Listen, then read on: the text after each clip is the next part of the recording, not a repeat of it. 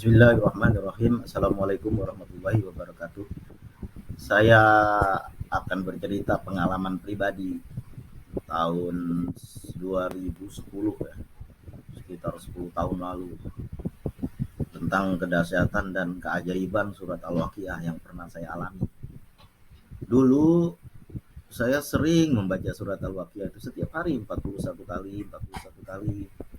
Ada berjalan 3 minggu, saya pergi ke Jakarta. Dari Aceh, lewat jalan darat. Dan berangkatnya dari terminal Batoh jam 7 pagi, karena pagi-pagi sekali. Saya naik mobil AC, kirain mobil itu sampai ke Jakarta, rupanya sampai Medan jam 2 pagi. Dioper lagi sama mobil itu ke mobil yang non AC.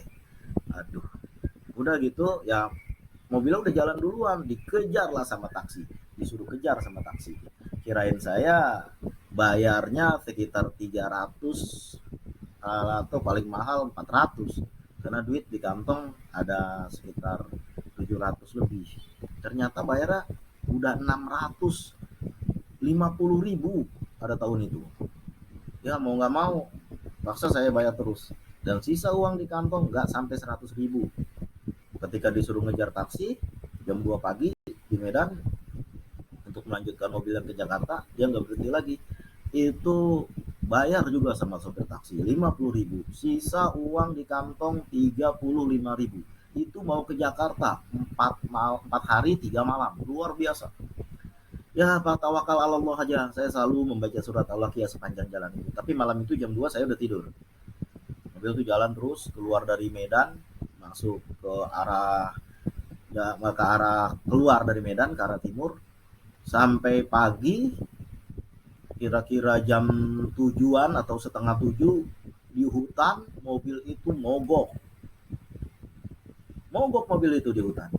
Orang pada turun lah, orang pada turun, pada beli makanan di situ. Ada bakwan, karena hutan itu desa juga, sebelahnya itu hutan, sebelah jalan sebelah sana, sebelah sini desa. Nah di situ orang pada jajan bakwan, tak apa lagi mereka jajan. Berhubung saya nggak punya duit, tadi saya nggak makan apa-apa, ya udah saya baca surat Al-Waqiah aja terus menerus kan, sampai mobil itu selesai diperbaiki. Kemudian mobil jalan lagi, sepanjang mobil jalan menuju arah Jakarta itu masih di Sumatera Utara, ini masih jauh perjalanan, masih 4 hari lagi baru mulai, 3 hari lagi ini baru mulai, ini baru keluar dari Medan. Akhirnya tengah hari mobil berhenti di rumah makan, orang nggak ada satupun yang sembahyang. Saya turun sembahyang, orang pada makan, ada yang mandi segala macam, saya sendiri sembahyang. Jadi rupanya ketika saya udah selesai sembahyang mau naik ke mobil, orang tuh masih duduk-duduk di situ, cerita-cerita. Apa kata dia? Aduh, aku tadi sakit perut luar biasa gara-gara makan bakwan itu, makan makanan itu. Kata saya, alhamdulillah gue kagak beli. Aduh, dibilang kawannya lagi, aku nahan pengen ke WC ini berjam-jam, dia bilang. Aduh, perut sakit betul. Semua yang beli itu kena pada sakit perut. Alhamdulillah saya nggak punya duit jadi nggak beli, dan saya sendiri selamat kagak makan dan nggak sakit perut. Akhirnya mobil tuh jalan lagi. Ya sepanjang siang itu, sore itu saya terus membaca surat Al-Waqiah berkali-kali, dan di situ mulai saya rasain keanehan lain. Selama perjalanan itu mobil, bahkan sampai selanjutnya sampai Lampung, sampai terus nyebrang ke Pulau Jawa, itu anehnya sebelah saya itu kan mobil ada dua kursinya, kanan dan kiri. Sebelah saya itu selalu kosong. Jadi saya jadi lega. Kalau ada orang mau duduk di situ, dibilanglah sama kenek, bang sini bang, depan depan. Ada orang kan biasa mobil ambil-ambil penumpang di jalan untuk tambah-tambah beli bensin. Dulu belum dilarang. Jadi setiap ada orang naik, jarak-jarak pendek. Kira-kira misalnya kalau di Aceh, misalnya dari Loksmawe, dari Sigli ke Loksmawe, misalnya itu kan jarak pendek. Jadi ada ambil uang di situ, sopir buat tambah-tambah mereka beli bensin. Nah itu di sebelah saya itu bangku kosong terus, asal ada orang naik nggak dikasih sama kenaik. Ya satu hari itu saya biasa-biasa aja, tapi hari kedua saya udah mulai aneh, ini kok nggak pernah ada orang dikasih duduk sini. Ah biarin aja lah, itu bagian dari keanehan. Lalu saya hari kedua yang paginya itu kan, hari kedua yang paginya itu Terus mobil berjalan, mogok lagi di perhutanan juga. Aduh, mobil mogok lagi di perhutanan, orang pada turun, saya turun lah. Ketika turun kan saya nggak mungkin diem-diem aja, saya nyapa-nyapa orang juga. Dari mana bang? Dari mana pak? Nah itu saya tanya. Ada satu orang saya tanya, bapak dari mana?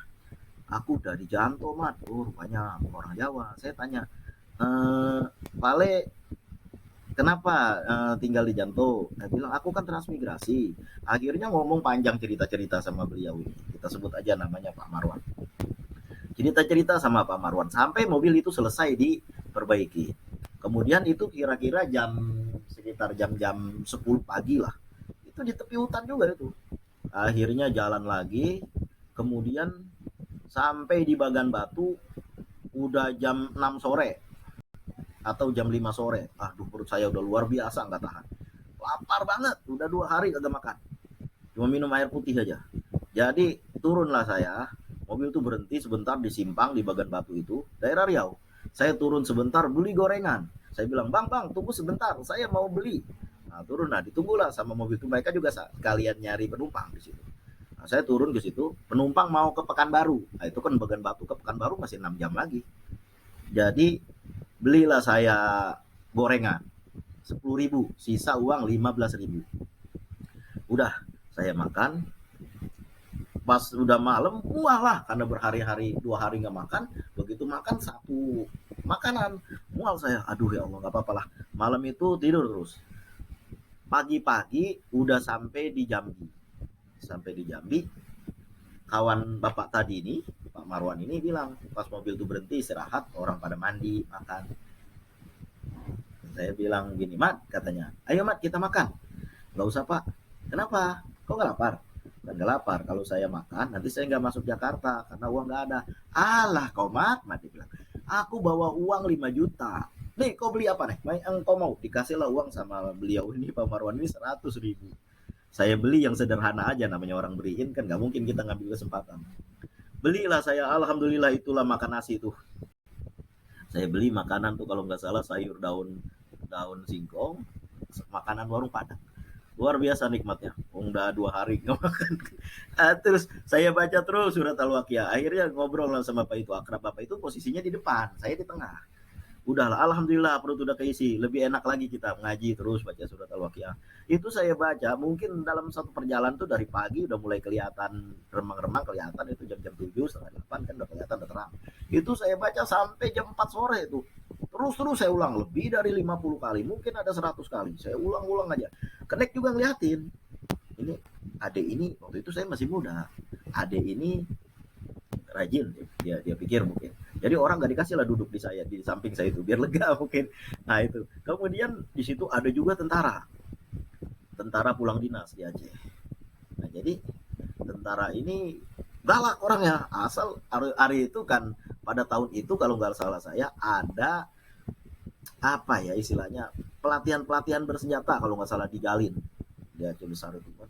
Jadi nggak tahu apa, bukan orang Aceh, orang dari luar. Jadi setiap orang yang mau keluar Aceh mesti diperiksa. Ketika ada pemeriksaan di sebelum perbatasan Aceh sampai perbatasan Aceh, itu tentara itu masuklah ke dalam kelompoknya kan, yang meriksa karena dia kan tentara ya, kelompok gue juga gitulah. Orangnya galak, kalau ngomong bentak-bentak, tapi saya anehnya sama saya ngomongnya lemah lembut. Dia bilang kan, dek mau kemana? Dia bilang kan. Saya bilang mau ke Jakarta bang. Dari Aceh? Iya. Ngapain di Aceh?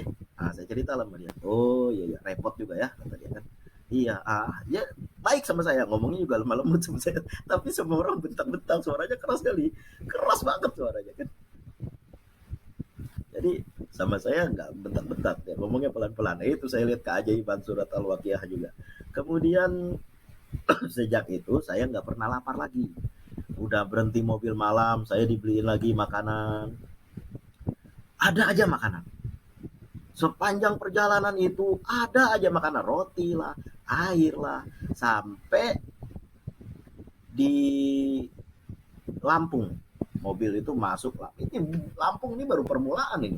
Baru sampai kanan lewat dikit, daerah Sumatera Selatan, lewat sedikit aja, masuk Lampung. Mobil masuk ke apa namanya pom bensin. Pas mobil masuk pom bensin, orang biasalah ada yang jual-jual kan. Ketika pagi-pagi itu habis sholat subuh, jadi ibu mbak-mbak orang Jawa pada jualan lah. Tiba-tiba ada mbak-mbak bilang kayak gini, siapa yang namanya Ahmad? Dia bilang, siapa manggil gua? Saya mbak. Kenapa mbak? Ini ada makanan. Dia bilang, alhamdulillah pagi-pagi. Habis itu Pak Marwan bilang lah, Mat, itu dari aku. Alhamdulillah. Ya Pak, terima kasih. Enggak airnya sekalian Pak. Oh iya ya Mbak, dia tolong kasih. Alhamdulillah pagi-pagi udah dapat makanan. Udah sepanjang perjalanan dari sejak mogok mobil itu di Sumatera Utara sampai masuk Lampung nggak pernah kosong perut, ada aja diantar ini diantar itu sama sama bukan bapaknya tapi pedagangnya, kalau naik dibeli dikasih saya, naik dibeli dikasih saya. Alhamdulillah walaupun cuma bawa duit nyaris 35.000 atau 25.000, saya agak lupa, di kantong itu sampai masuk Jakarta kagak lapar. Sisa uang 15.000 terakhir itu. Ada pengamen, saya kasih tukang pengamen 5.000. Mudah-mudahan berkahnya sedekah ini nanti lebih lebih ini lagi lah, lebih enak lagi. Nah, ketika di Sumatera Barat ini berhentilah mobil itu kan. Makan juga siang hari. Kan. Di situ pun saya sholat, lalu dibeliin lagi makanan dan juga ada orang kakak-kakak, mbak-mbak, dia tanya sama saya, Dek, adek orang Cina ya? Dia bilang, enggak, saya orang sini. Padahal di Sumatera Barat, saya bilang orang sini, kebiasaan bilang orang sini. Enggak, dulu mungkin orang Cina. Enggak, bapak saya orang orang sini, ibu saya orang sini. Saya kan kagak ngerti, ngotot banget saya bilang saya orang sini. Tapi dia bilang lah saya orang Cina tadinya. Dia bilang, oh ya nggak apa-apa, orang mana aja boleh, nggak ada masalah kata saya. Akhirnya kakak itu jadi akrab sama saya. Ada satu lagi kakak, dia pergi sama suaminya naiknya dari Sigli, masih di Aceh. Saat dia mau pulang ke Lampung, nampaknya orang Jawa juga, tapi Jawa Lampung kayaknya. Dia ada juga ngasih makanan sama saya, rujak kalau salah saya. Itu berkah bener itu. Saya sepanjang perjalanan itu yang ngaji aja, baca surat Al-Waqiah aja, udahlah tawakal na Allah aja. Terus saya baca. Jadi masuklah mobil itu ke bawah. Ketika mobil itu turun mau masuk ke kapal di Bakauheni, mobil berhenti dulu makan. Mobil berhenti makan, sholat zuhur, habis zuhur perut udah kenyang baru jalan. Di situ saya juga dibeliin makanan juga. Ayo Mat kita makan. Udah Pak biarin masih kenyang. Ah jangan begitu, lama kita. Aku Mat belum belum pernah ini menyeberang ke apa lautan ini. Aku takut Mat. Bapak takut sama apa? Nyebrang cuma 2 jam tuh Pulau Jawa kelihatan udah tuh. Bapak naik ke atas kapal Pulau Jawa udah kelihatan. Cuma 2 jam Pak. Nggak usah takut. Tapi Mat nanti ada orang jahat. Orang baik-baik semua. Saya udah sering mondar mandir kemari nggak ada apa-apa. Kan kita di dalam di mobil ada bawaan, ada yang kita cari, ada sopir, ada kenapa takut. Ayo. Akhirnya begitu mobil itu tuh mau naik, dibilang lah sama sopir itu. Penumpang kami, dia bilang kan. Ada yang bawa senjata tajam, juga ganja, itu turunkan sekarang kalau ada, dia bilang kan. Sebab nanti di bawah ada pemeriksaan ketat sekali itu, dia bilangnya. Coba tolong rencong ke senjata-senjata tajam, apalagi ganja nggak boleh turunin, dia bilang kan. Lalu karena saya kagak bawa apa-apa, cuma bawa tas satu doang kayak gini, isinya baju 3 biji. Sama ketika saya belayar dari Tanjung Priuk ke Kerung Raya di Aceh, itu juga bawa baju cuma 3 biji, baju 2, celana 1, kain sarung 1, anduk udah. Itu ayo orang pada koper besar-besar sekali. Ya namanya orang bujangan, berkelana lah itu.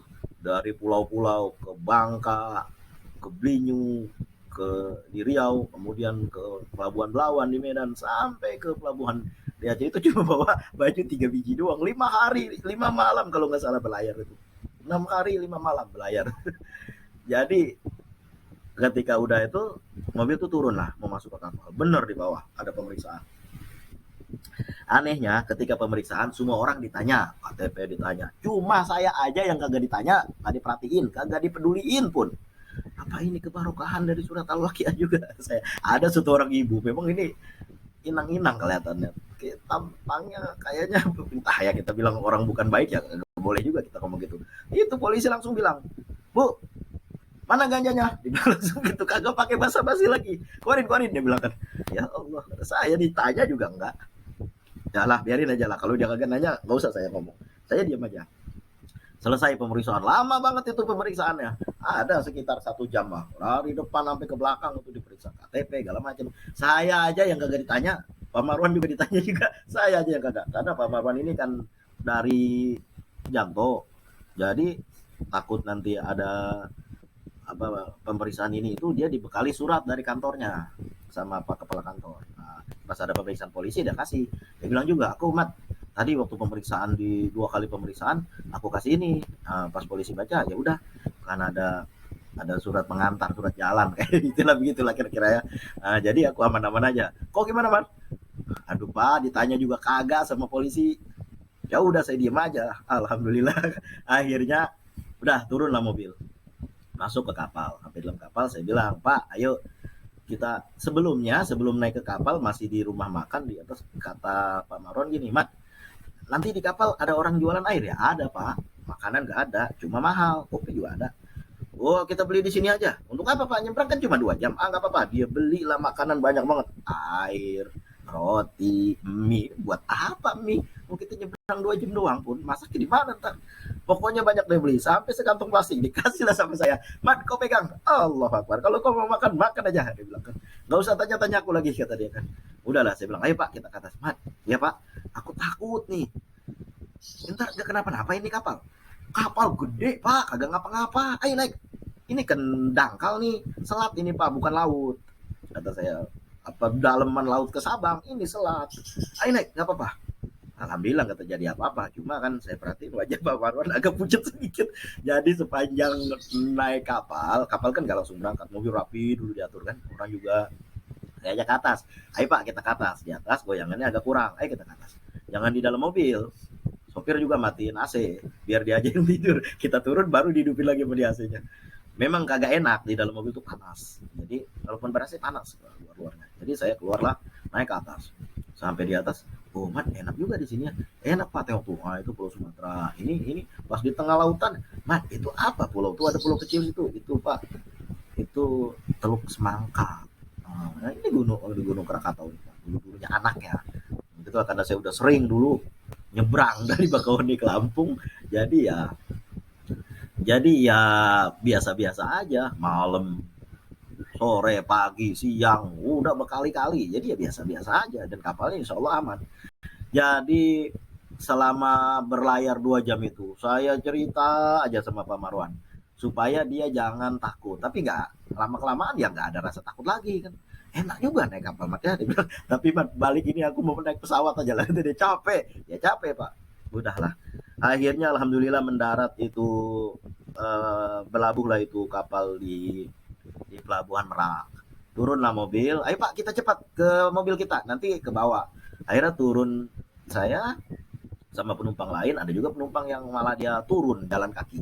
Nah, belum pernah naik kapal laut mungkin. Jadi saya naik mobil langsung, nggak payah-payah lagi. Akhirnya turun begitu sampai di darat di terminal, di perwakilan mobil itu, bilang sama sopir yang mau ke Jakarta Timur, Jakarta Selatan, Jakarta Utara turun di sini katanya, termasuk luar Jakarta, Bogor, kalau Pulau Jawa turun di sini. Akhirnya Pak Marwan turun dari situ. Mat kita berpisah dulu ya. Iya Pak, rasanya saya sedih betul lah berpisah sama kawan ini, baiknya luar biasa. Selama saya perjalanan darat nggak pernah lapar itu sejak ketemu Pak Marwan itu. Makanan berlimpah-limpah dia beliin aja. Lontong lah yang dibungkus, apa namanya, arep-arep, entah apa namanya. Nah itulah. Jadi itu berkah aja itu membaca surat Al-Waqiah. Itu selama itu terus saya baca. Akhirnya udah jam maghrib itu kapal mendarat. Akhirnya Pak Marwan turun lah. Banyak betul bawaan Pak Marwan ini. Ada karung. Apa itu Bapak bawa? Ini mah kain batik. Ya Allah, emangnya di Jawa kagak ada kain batik apa? Justru orang dari sana bawa ke sini. Apa macam-macam kue lah. Saya kagak bawa apa-apa pun. Udahlah. Akhirnya mobil jalan. Pak Marwan di situ. Dia naik mobil lagi yang mau ke Jawa. Akhirnya saya udah Pak ya berpisah, saya liatin aja, Pak Marwan pun liatin aja ke saya, kan mobil jalan lah ditinggal. Udah terus bergeraklah mobil, saya nggak baca surat Al-Waqiah lagi karena lampu udah gelap dan sudah malam. Habis maghrib sampai Jakarta jam 10 malam. Kawan udah nunggu. Alhamdulillah dibawa sama kawan ke tempatnya. Kemudian sejak saat itu saya tengok, nah udah kan ada ini, ada apa namanya, sama saya itu ada income juga, ada pemasukan yang masuk ke rekening. Alhamdulillah saya tengok udah ada uang di rekening waktu saya 1 hari di tempat kawan. Alhamdulillah udah ada uang di rekening. Kemudian terus gitu sampai saya 3 bulan, ya pemasukan tetap ada dan nggak pernah, alhamdulillah kagak pernah lapar. Itu saya terus membaca surat Al-Waqiah, diajak pergi ke Bandung, sampai berapa kali itu pergi ke Bandung, dikasih apa namanya itu ongkos sama kawan. Waktu saya pergi ke tempat kawan yang di Bandung itu, pas bawa pulang, Mas Ahmad dia bilang, ya Mas, ini untuk tambah-tambahan ongkos, alhamdulillah 50.000. Udah pas saya lagi itu nggak berhenti baca surat Al-Waqiah, itu baca terus setiap hari. Gitu saya sampai di situ kira-kira sebulan ya. Kawannya telepon dari Bandung, Mas Ahmad dia bilang, saya udah cairin uang yang kemarin proyek kita, dia bilang. Oh iya ya Mas, kata saya kan, ini uangnya udah di rekening, saya transfer ke Mas Ahmad sekarang ya, dia bilang. Oh iya ya Mas, alhamdulillah nambah lagi rezeki, akhirnya bisa itu kan, akhirnya bisa normal seperti orang-orang gitu kan. Akhirnya sampai 3 bulan di Jakarta itu terus saya baca surat Al-Waqiah, nggak berhenti berhenti. Akhirnya bisa kembali lagi ke Aceh, naik pesawat, nggak naik mobil lagi untuk pergi babak belur itu. Alhamdulillah pulangnya bisa naik pesawat sebentar aja, 3 jam udah sampai di Aceh. Ya Allah, Allahumma sholli ala sayyidina Muhammad wa ala sayyidina Muhammad. Itulah pengalaman saya keberkahan surat Al-Waqiah. Dan sayangnya kan ketika saya udah sampai di sini lagi, di negara saya ini, sampai di negara saya di Aceh, saya nggak baca lagi. Nah mulailah rezeki itu turun turun turun. Itu pulang dari Jakarta itu sempat sempat beli beberapa gitu kan barang-barang, karena sisa uangnya juga masih banyak. Alhamdulillah, tapi sejak saat itu saya nggak baca lagi karena kesibukan di akhirnya rezeki turun turun turun. Nah itulah pengalaman membaca surat Al-Waqiah dan khasiat yang saya rasakan betul-betul nyata. Tapi kelihatannya membacanya nggak baru 1 hari kita baca, 2 hari, seminggu, kayaknya belum kelihatan itu. Saya baca 3 minggu baru kelihatan. Dikit dikit dikit, semakin panjang masanya, waktunya tuh semakin semakin banyak itu, nggak tahu dari mana aja, pokoknya ada aja. Saya juga di Jakarta heran, akhirnya bisa kos sendiri, aneh banget. Sampai balik ke sini lagi, aneh betul. Itulah kedahsyatan surat Al-Waqiah. Tapi sayang sejak itu saya nggak ngamalin lagi. Tapi kalau teringat-ingat itu kan, inilah keajaiban yang pernah saya rasakan, bukan kata orang, tapi saya sendiri pelaku sejarahnya. Memang dari mulai kagak makan 1 malam, dua hari, sampai makanan penuh, sampai di Jakarta udah masuk uang, sampai pergi kemana-mana itu dibayarin sama bos. Ada kawan yang jadi bos, itu kagak keluar uang cepet pun, masya Allah. Sampai balik lagi ke Aceh dengan menumpang pesawat itu, bahkan bawa tentengan lagi. Itu apa namanya, benar-benar berkah surat Al-Waqiah. Tapi kelihatannya kalau baru dibaca seminggu 2 minggu beloman, dia harus di atas 3 minggu dan bacanya minimal 41 kali. Ya bukan kata siapa-siapa, tapi saya sendiri yang ngalamin. Saya ingat-ingat kan, ini berapa lama gua baca, rupanya ya di atas 3 minggu. Di atas 3 minggu baru kenceng larinya. Nah, sebelum naik mobil dari Aceh ke Jakarta pun saya udah membaca surat Al-Waqiah 41 kali. Udah 3 minggu lebih mungkin saya baca. Nah, jadi kelihatannya khasiatnya baru terasa ketika udah di atas 3 minggu. Malah di situ 41 hari baru terasa. Ya itulah, kerjakanlah 41 hari lamanya. Tapi ini saya belum ngerjain lagi. Kemarin sempat baca sekali, mau niatan mau ngerjain terus menerus dawamin ya, tapi alah banyak sekali ini itu cengkoneknya. Akhirnya cuma sehari aja bacanya. Mungkin semangatnya kurang, tapi memang kalau kenyataannya itu yang dari semua amalan yang saya baca, ya ada juga sih amalan salawat, cuman kelihatannya nggak sedahsyat itu ya, nggak kayak begitu, mungkin karena bacanya sedikit, cuma 50.000 kali bacanya. Salawat Jibril, salawat munjiat cuma 1.000 sampai 3.000 kali, mungkin belum apa istilahnya, belum manjur. Nah, begitulah kira-kira. Tapi yang kelihatan nyata banget itu surat Al-Waqiah. Itulah pengalaman pribadi. Ya daripada kita apa namanya bengong-bengong, nggak pikir-pikir, nggak tahu rimbanya kemana ini kan. Mudah-mudahan kita baca itu aja. Itu sampai sehari-hari itu, tiap hari itu ada aja makanan belum habis, sudah datang lagi, udah datang lagi, udah datang lagi. Kemudian juga itu tempat duduk saya sebelahnya tuh kosong aja, nggak ada orang. Di kapal juga enak aja, di mobil enak aja. Nah itulah, mudah-mudahan pengalaman pribadi ini baca surat Al-Waqiah dan kedahsyatannya bisa dijadikan apa namanya ya bahan referensi lah